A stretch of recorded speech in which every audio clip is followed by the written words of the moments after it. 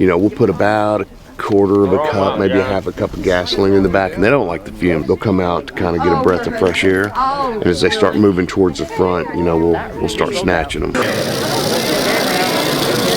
one's good.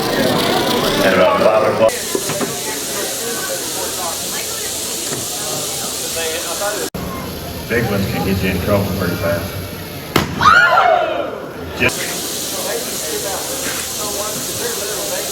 Putting gas in the den, what about everything else that's in the den? You know, even if you hate rattlesnakes with all your heart, there's all these other things that they share their dens with. It's right on your foot. This one didn't have no blue on it.